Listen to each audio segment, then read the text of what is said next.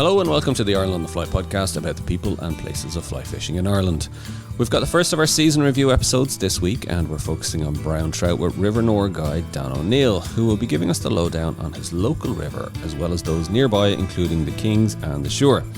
Dan will be telling us about conditions throughout the year, hatches, and of course some of the fish highlights as well. But first, thanks to everyone who entered the competition for the tickets to the Irish Fly Fair, and the answer was of course Fermanagh as to what county the event is being held in, and the winner is, drumroll, Mark Dunne. So congrats Mark, we'll be in touch. Now Tom, no fishing, so we've nothing to talk about really. That's it. That'll be the quickest intro in the world ever. Quickest one we've done. Yeah. I wonder actually, sorry, just are anchors like one of the most boring species of people, you know, in the next 6 months, you know, when you go to you hang out, you go to a pub or you happen to meet each other, nothing to talk about, just sitting in the corner nursing pints. Yeah, just talking about silence. There's a threshold that you hit sometime in the off season where you stop talking about the previous season and then you start talking about the forthcoming one. I suppose could we say we always become miserable? It is. It's literally those curmudgeons at the bar, like just sitting across from the pint. Yeah, the off season is a funny thing. I mean, you talk to some people, and like, to be honest with you, I was chatting to an angler there yesterday, and he's all the stuff put away already. That's it. He's the lines cleaned and everything put away. Nice, lovely. Other guy, this is, and of course, we mean as fly anglers now, because there's other things you can do, but like. Yeah, I don't know. I like to keep it to the end of October, but this, I don't know. Part of me, Dara, I actually feel off-season is good, right? And maybe it's an old-fashioned part of me, okay, that's it. That, the fact that I won't have fly fishing will make me appreciate it when it comes around again. I'm 100%. Yeah, I totally agree. Like, it's nice to kind of go, well, listen, if I have the option, if I want to do a bit of pike fishing or I want to go out to, put and take fish, or, there's options there. But by and large, I actually like it as, whether it's get down the books that you wanted to read or do a bit of fly tying or just, I think you need that balance. There has to be an off switch, And I think maybe society too often now is that 24 kind of 7. It's a bit like, I talk about even say the triathlons this year.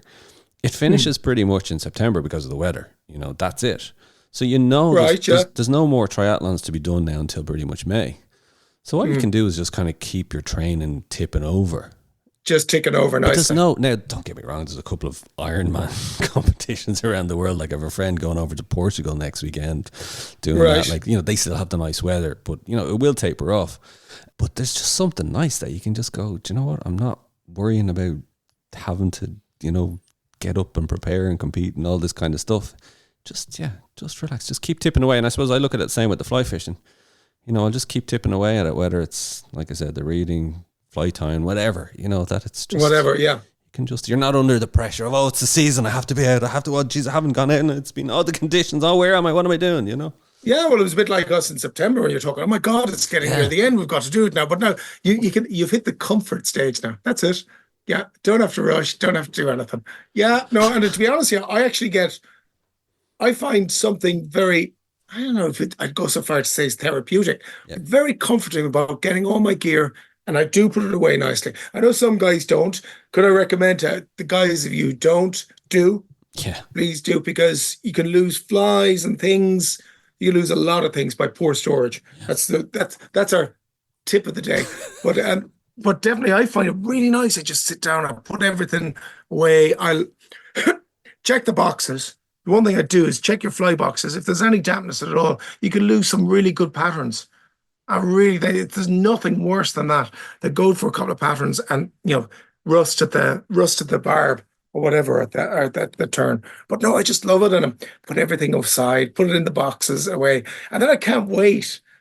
As we said, as I pass the threshold, and we're coming into the forthcoming season, just start going into it and going, I can start getting a few things ready now.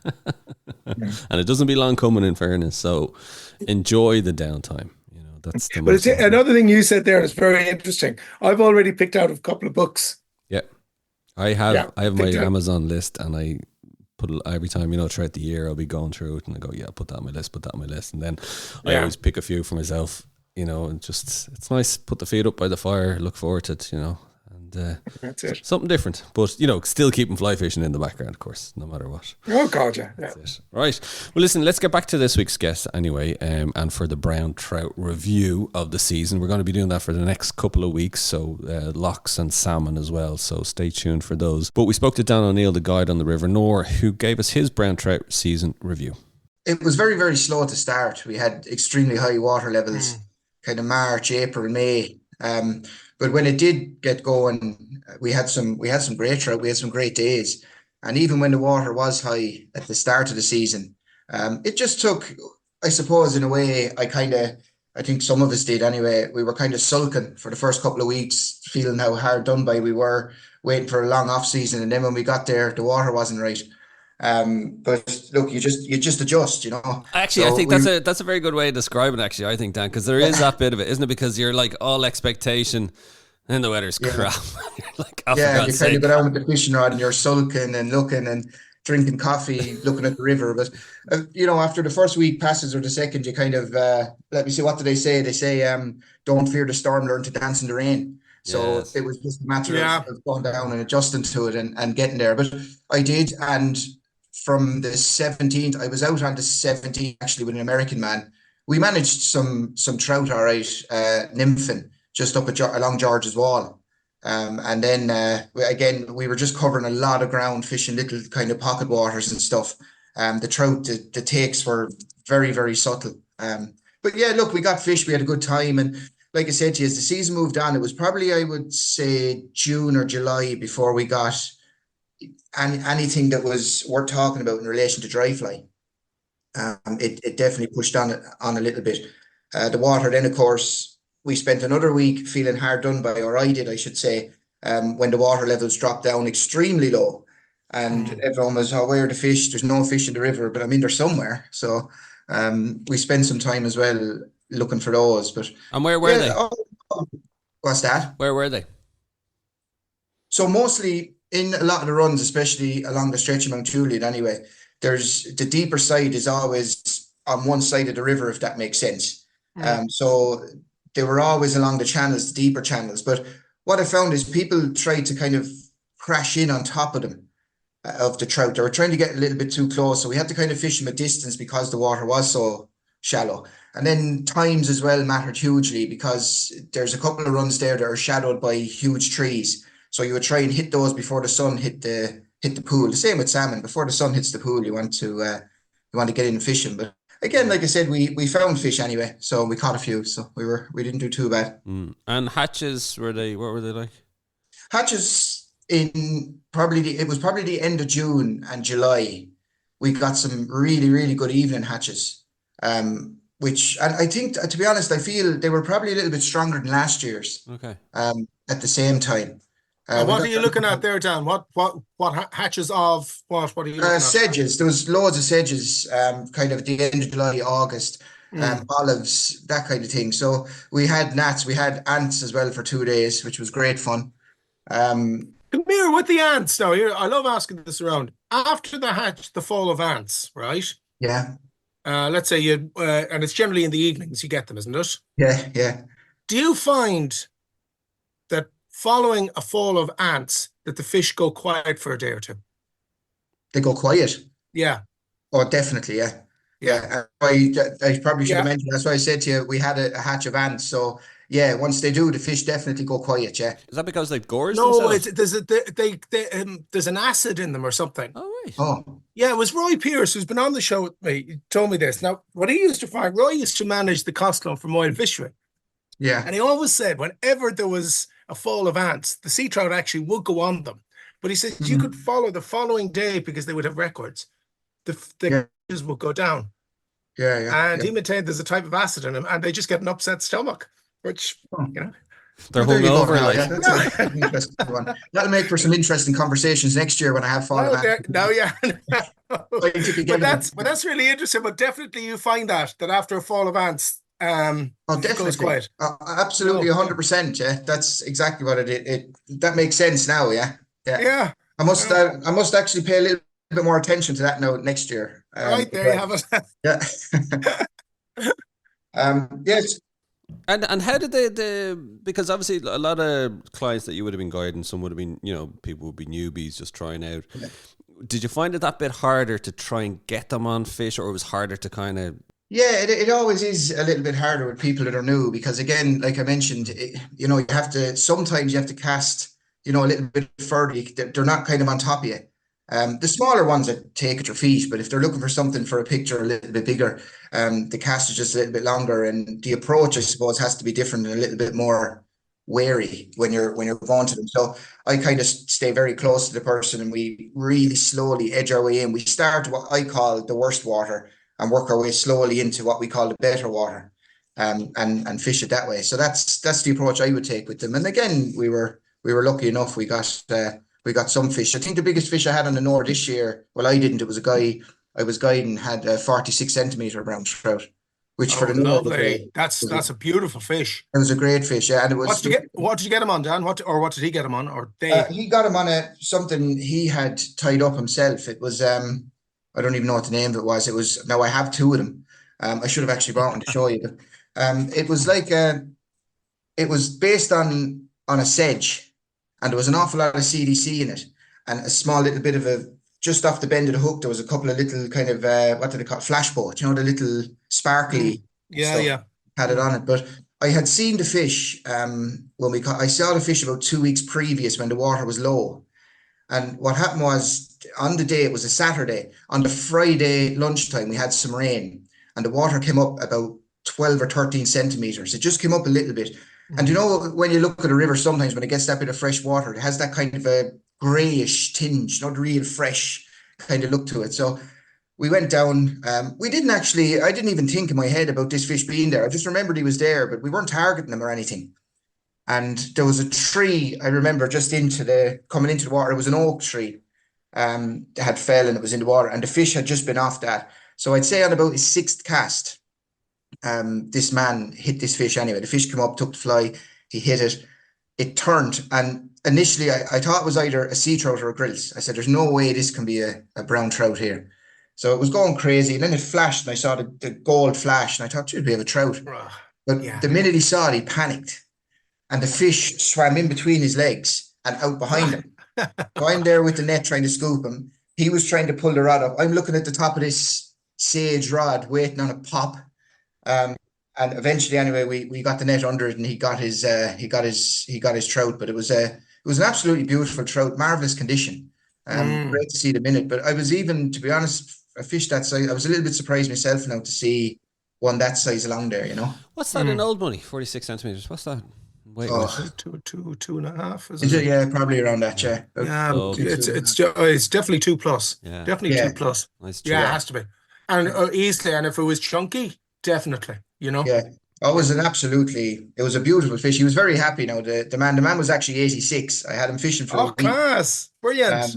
And every single day, like I wrote a little report a while back about it, but we didn't always agree, which I loved, but it was nicely disagreeing. He would tell me, you haven't got that leader long enough. And I'd say, I think it's okay. No, I don't know.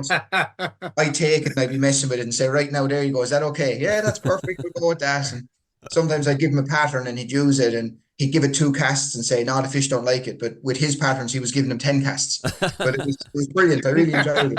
And whose fly did he catch it on, the 46 centimeters? Oh, sure, his own, of course. Yeah. Funny enough, you've 2 of them now, though, Dan. That's it, yeah, exactly. The 2 of them there, they're valued. One of them's going into a frame. I never want to lose it. So, how did the back end of the season then go? So the end of the season, of course, for the last few days, we got some rain, and it coloured the water slightly. So we ended up using streamers a little bit. And again, but it was no different than the rest of the season. We caught some fish, nothing, there was nothing special about it. We just got a couple of fish, got to say goodbye to the end of the season, got our little moan in that the water was too coloured just before the season finished. Felt hard done by again. Hard done by us, hard done by anglers, yeah. Crying for lower water to start, yeah, and then crying for higher water in the middle. I think I was reading Peter Driver. I think he was it up in Thomastown? And he was saying it was the last day, and the same thing, hadn't planned on going out, and he just happened to said I'll go out, and he said it was just brilliant fishing for him for the kind of couple Yeah, of because hours. usually you find on the Nore when the water is low for so long, if you just get just a slight rise in the water, even 5 or 6 centimeters, the trout just go crazy for a day or two. And then as when it goes back down, they go back to the way they were. But I found that on the Nore an awful lot now, that happens when the water just comes into it like that. You get some good fishing. So And again, then just take advantage of the conditions when you can. Nearly. exactly, again, just Yeah, adjust, Yeah, adjust exactly. just there, Yeah. I just checked up there, sorry, because I have it here to hand. We use a score sheet for our hospice competition here, the club that run one, and 46 centimeters. And this weighs low. This does weigh low. It's a scale. What we do is we apply a weight to the length. So it's given 2.403 pounds. So I know that weighs low because we've actually checked it. So that I'd Two say and a that half. fish, if he was chunky, was definitely 2.5 plus. Beautiful. good. Okay. Good fish. Yeah. Good fish. Did you get a picture? Oh yeah, yeah. We might Oh, try. excellent. We might try and put that up if we can, or Yeah, sure. I'll send it on to you there. yeah, when- that'd be brilliant. Yes. So difficult all round from what you're saying, Dan. You kind of, as a guide, you really have to kind of earn your money when in those kind of conditions and trying to put people on fish. So was it similar? I know you've kind of made calls in for the rivers in the area as well. What was it similar Yeah. kind of for the Kings and Suir and the Dinan as well? Tell us about that. Yeah, so my angling friends, a lot of close friends, fishing buddies, if you like, they fish the Kings and the Dinan. And the Kings, I suppose I fished myself in March and April. And to be honest, it wasn't as good as last year. Last year I got a lot more fish, I found early season on the Kings. I was a little bit disappointed with the Kings, really. So from the 17th of March, because the Nore was high, we move up to the Kings and we fish along the Dinans there. But again, I did get some fish, but it was I just found it was poor. There was runs there last year where I was going, last season I was getting maybe, I was getting maybe 10 or 12 trout, just not that big, just 20, 25 centimeter fish. But this year the same runs were only producing 1 and 2, and they were fished hard, but they just weren't there, the fish. But we got a few, so it was poor enough in March and April. It picked up a little bit coming into maybe June. It was a little bit easier to catch the fish. It warmed up a little bit. Conditions again, I suppose, were that little bit better. But again, I didn't find the numbers were there. Yeah. This And are you? season. Would you be mainly nymphing early season and then kind of move on to the dries in the summer? So or- I use streamers on the woolly buggers, that kind of thing, in March and April. Sometimes a wet fly. I tie a wet fly. Now I'm not saying I've created or anything. It's probably out there somewhere, but it's just it's a Greenwell's Glory, but it has a small glass bead behind the hackle, and it just makes the fly a little bit chunkier, and that seems to work well. I had some fish on that as well, but I use a streamer tip line because the water is coloured and pushy, but it's only 3 foot deep. So there's no need for full Right. sheen. Yeah. You just need something where you can just about guide it with the floating line and then see you have a better idea where your streamer tip is, But yeah, woolly buggers were what I caught most of my trout on. And there's a pattern Kelly Gallop ties. I think it's is it Sculpzilla? I think he calls it. It's like an articulated streamer. Okay. Right. They were exceptional. I had never used them or heard of them before. And And what size are they now? they're on probably on a size, let me see, probably on a size 4. And they're about Right. maybe 2.5 to 3 inches long. There's a Right. white one, a black one, and a brown one, and they have kind of a brass cone head on. I'll send you a picture of one. They're absolutely, I couldn't get over. They're absolutely exceptional on the Kings in the Nore. I got some really good trout with them. And are you going up a weight then in terms of the rod? Yeah, so I use 9 foot, sometimes 9'6". Okay. Or 9'5". Like I'm fairly familiar with the size of trout that are in the Kings. So I wouldn't go mad with a 6 or 7. If it was on the Nore now, I would, because there's a chance you could hit a salmon or something on that, or grills, Yeah. in the season or something. But yeah, usually a 9'6" is probably it, or a kind of a stiffer 9'5", something like that, But do you find then when you're early season with the streamer, even on the Kings, that you are getting a better stamp of fish. Yeah, you get the bullies. You know, Yeah, you get the you get the yeah, bullies. Yeah, definitely. And I've often seen when the water is lower that you might see a slightly larger fish, and when the water gets coloured, you head straight to that pool with a streamer, and you'll hit them. You'll get them. yeah. It's not sure you will hit them. But yeah, there's a better stamp of fish. They're chunkier and their heads. They're a different shape. They're an aggressive looking fish. Mm, If you're used to looking at trout. You probably both you're mm, used to looking at trout. Every single one of them is different. Even their yeah. markings, they all have something different and whatever it is. But their heads are kind of more bony. Their mouths as well are slightly larger when you get them on the streamer. Yeah, most definitely. Yeah. Oh, sure. Listen, all you have to do is listen to Keith McDonald talk about streamer fishing, and I tell you, You know what? anyway, Just as you said it, yeah. his name popped Yeah. into my head, and I said, "No, I won't say his name." But No. I tell you, the fish he catches with the streamers, like it's just. Oh, that is absolutely unbelievable. I've watched them. I actually fished with a few people that had fished with Keith. They came down to me and they were telling me they had done a couple of days with him. They said the fish that they get with him is phenomenal. Yeah, no, it is. It's incredible what can be done, and it's definitely becoming a kind of a growing branch of it, I suppose, that people are starting to discover the joys of it. And like I suppose when there's more kind of floods and heavier rains that we're seeing, it's a good opportunity to do it, isn't it? To use the Yeah, streamers. people are adjusting. They're kind of becoming a little bit more aware now. I think that there's more out there. Yes. And there's more techniques and different things and different bits and pieces.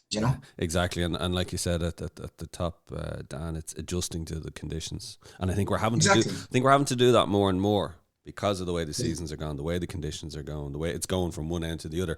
Like I think, from here. It was like, we had so much rain early season, it was so wet.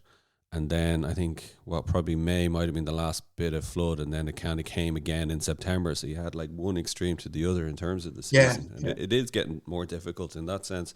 What about, any kind of, in terms of the dry fly action on the Kings, what was that like over the summer? Yeah, so around Innishnag and just downstream of it, it was, let me see, June. We were using olives along there, and around June we were using olives, and we were getting loads of fish. And it was funny because it was usually midday.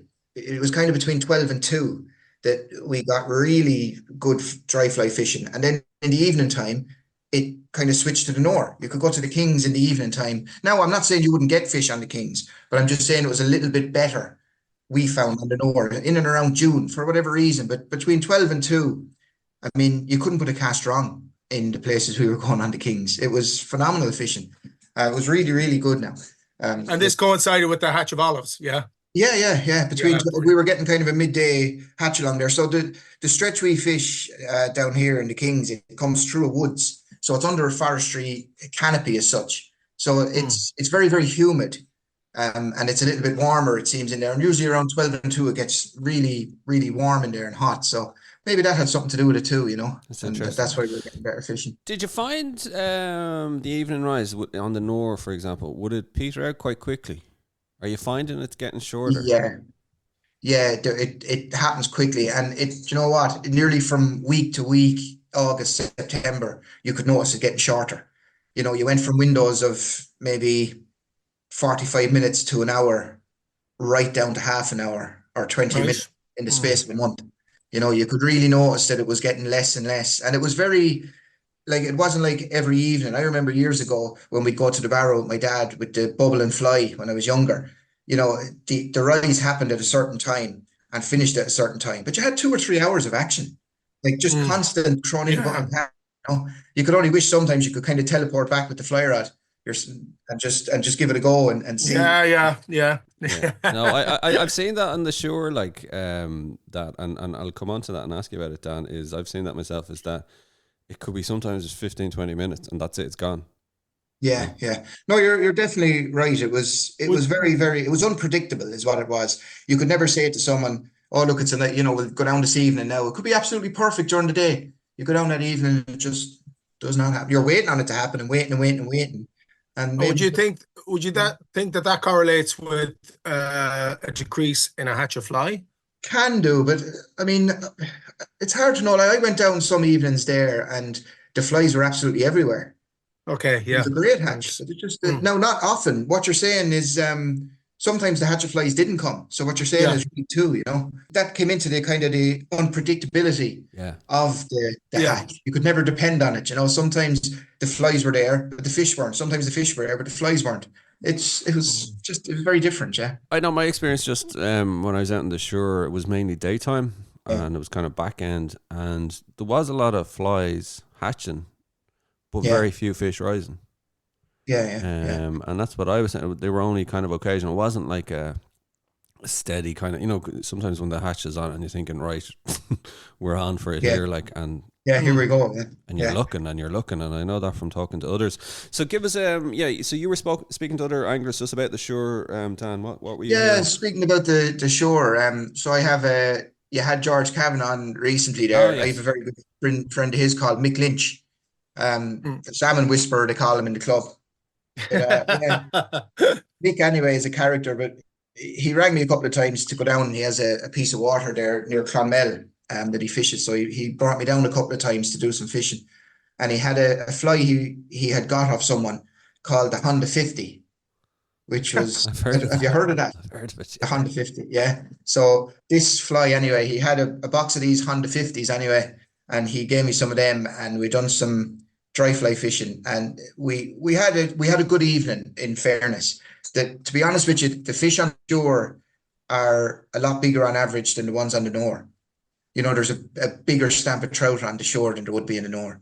And I think it's nearly up through it. I fished with Derek Cagney last season, I think it was, up near Cashel. The shore is very small along there. We fished that, and the stamp of trout were definitely a lot bigger. Like we were getting I got a fish there actually that day with Mick. I was telling you about on a dry fly, and I was delighted with this thing. I was taking these pictures, and Jesus, look at it. I'll put it down to the rod, and Mick was like, "I know, we'll go for the big ones," he said. You know, but to me, like I was looking at this, and go, "Wow, what a fish!" I was delighted with it. Yeah. Throw it back, and we'll get a bigger one. But, yeah, and even down, I suppose dry fly was a little bit later as well on the shore this year. I was talking to one guy, and he was telling me that they didn't really have that in spectacular. I think it was probably maybe they got a little bit at the end of June or July. But it was funny because I was talking to someone else, and they said to me that they could be on one area in the river fishing a dry fly and have a spectacular evening. And someone half a mile, or well, maybe a bit more, maybe a mile or a mile and a half up the river, nothing might have happened. Wow. So it's very strange how much it varies. And that was very localized. Yeah, that's from someone who does a lot of dry fly fishing as well. You could listen to them, like, you know, but that's what he was saying to me anyway, was that. So again, do you think from the shore kind of it was, again, difficult just based on the conditions? It was a kind of a tough season for anglers. Yeah, Mick was saying to me, like, during the end, maybe the second or the third week of September, that they were getting good fishing up around Knocklofty, up around that direction. He had mentioned that they were getting good dry fly. He asked me would it go up again, but I didn't make it up that time, unfortunately, because I love the shore. The shore is a beautiful river, you know. Oh, and there's some amount of water on it, like it's just it's unbelievable. You know, like, you were talking about if someone blindfolded you, and brought you way off and said, right, there you go. You'd never guess you were in Ireland, like, you know, you could be anywhere in the world, you know. It's a fantastic river. And another thing I found as well, the clubs there that have it around Cashel, they're really, really nice people.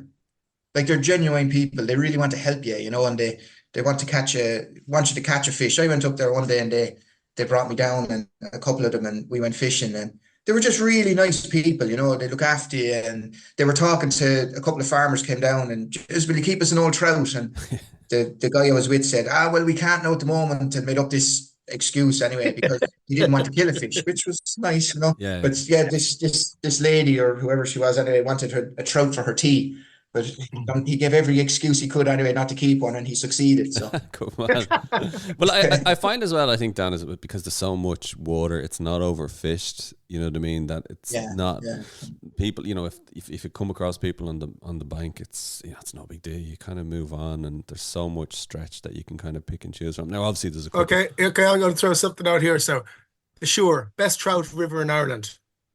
Well, me wrong. I tell you, I'm speaking to Mike. I remember speaking to Mike Drinan, right? I remember speaking to Mike Drinan years ago, and Mike telling me like he's fished in competitions all around the world, and he said there's one brown trout in river that he fish, it would be the Suir. He said Yeah. you take No, it. he's right. I fully agree. The shore is an absolutely exceptional. The day I went down, like I said, a couple of days, and it was some of the best trout fishing I had. The other, I suppose, that to me would be second was the Blackwater up in Glendas. I went up there, I was guiding there in August, and I fished it. And it was funny because I had a couple of people, I had never fished Glendas Stretch for trout before. So I Yeah. with jitters. I had two people coming down, never fished. I thought, Jesus, how am I going to figure out what works here? So I got there an hour early, stood at the edge of the river. Absolutely, I'm not making this up.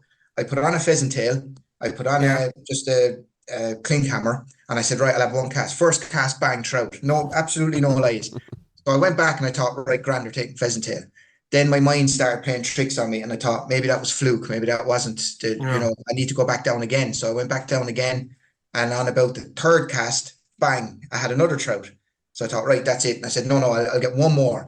Yeah. So I cast anyway, and maybe on the third or fourth cast again, bang, I hit another trout, and I had that. So I brought the people down. I think between the two of them, I think they had 32 trout, ranging Wow. from I suppose the biggest was maybe 32, 33 Yeah. centimeters.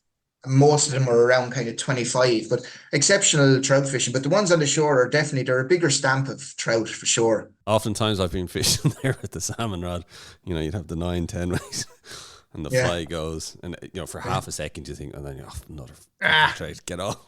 You're pulling in the Yeah. line, and the fish is going flying behind. Like, Yeah. it's a bit of that. Like, But just when you're talking there, guys, and I say it as a lock angler looking in, you've just mentioned 3 rivers there, and not even taken into the tributaries you've mentioned.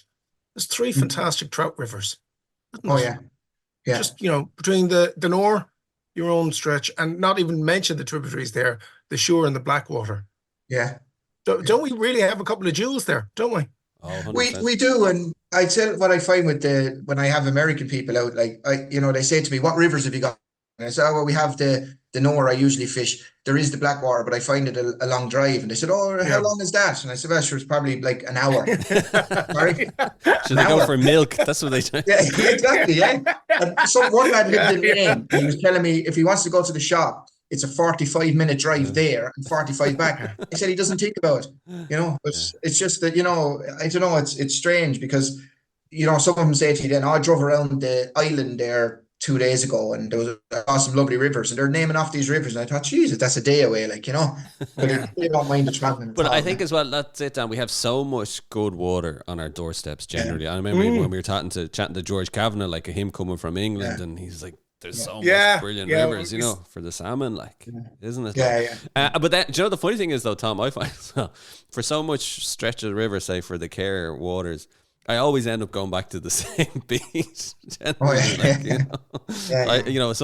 kind of thinking, I have to try and stretch the legs or just go somewhere different just to explore, because you do get into the habit of it. No, you're right. And I have an angler actually down in Mount Juliet in the club, and he's in the club now 6 years, salmon fishing. And in his first season, he caught a salmon at the cricket pitch, and he has never fished any other beach on the stretch, only the cricket pitch. That's the only place he goes because he has confidence in that spot. Yeah. I don't know if he's waiting on the same salmon to magically come back and take it again or something. But it's just his confidence, but he won't go anywhere else. He'll just go there. Well, yeah, there's a fine line between it. It's funny actually talking about the Suir, and I'm hearing George McGrath screaming in my ear while if he's listening to this episode, because I know he's plenty of complaints upstream around the kind of Cashel Holy Cross area in terms of kind of nitrates and eutrophication and the weeds up there. So look, I think we have to be cognizant of that in terms of there are ongoing issues. And that's something we always have to be so careful about. There's brilliant fishing, brilliant water, but it is something as well that we have to, even just myself, when I was upstream at Care during the summer, met a local farmer and they were building a buffer zone, and this was a beautiful stretch. Now, and he was telling me the EPA had been down checking water, and they're saying the water quality is going down, so they're having to build buffer zones, trying to stop the runoff from the cows in the fields into the river. And I can understand the need for it, but it's bloody ugly. You're literally, there's this just mound of dirt that's stretching for a mile or so that's just in front of the river, and it makes access more difficult. It's just ugly. But unfortunately, what are they? Sorry, buffer run that zones. by me. So it's like yeah, but what are they? Are they doing it with dirt or what? So it's essentially just dirt, and it's probably like a couple of feet high. Now the kind of good side of it is if you walk along the top of it, you can, you have a good height looking down into the river. But then access can be a bit harder because you're having to kind of slide down to try and get in, and it's then if you're bank fishing rules that out pretty much because you can't, And no, you're right with the nitrates and stuff. Like even on the Nore now at the end of the season, it was just absolutely like it was choked up in areas with weed and dirt and stuff. So there's a meeting I think next week. Northside Vision are holding it. They have a small group of people that get together and they take stories of people that are on the river and in the river and all that kind of stuff. So next week now there's a few of us going to go down to that. But you are right. I mean, and I think George put up a video, George McGrath, recently of the shore, actually where I fished at the time, and he looked up the river and it was absolutely. I mean, it was choked up now. The Kings now is not as bad where I fish it, but if you move further up, it's the same as there really. Yeah, no, it is. It's heavily choked up. Yeah. And with the low water conditions and all adding to Sunlight it. and stuff. I couldn't believe I was down by the Swiss cottage there in the Suir actually just the other day, just walking with the dogs. I couldn't believe how low the river was. Mid-October. I couldn't believe it. Like it was like summer conditions. It was like I was wearing my jacket. I had to take it off. The sun, as soon as the sun comes out, you can just feel that heat there. Like, you feel the heat, yeah. So look, ongoing issues. It seems like we said, brilliant waters, but just something we just need to be careful of. Final question to you then, Dan. Just winter time in the off season. What's the plan for you? Do you put the rods away? Will you go down to the fisheries? What will you do? So I've started the River Whispers. I don't know if you've seen it. Tell us a bit about it. Yeah. So I suppose the reason I changed was I was just writing weekly reports, but one day my wife read one, and there's not like a bit of honesty. So I decided to change the whole layout and structure of what I was doing. She kind of told me, she was looking at it going, but it what is that? What are you talking about? It's fishing. It's the same thing every week. And she was right, I suppose. I'm not going to tell her that, but she was right. And I decided that she better not listen to this. No, exactly. Yeah, Jesus, I'm in for it then. But so I decided to change it to a newsletter every second week, because I was able to talk to more people, and I was able to try and think it and just put a little bit more effort into it. So for the off season now, what I'm going to do is I've gone all the way back to the beginning. And started out with, what fly rod people should use if they'd never held a fly rod, what they should look at, not go for, but what they should look at.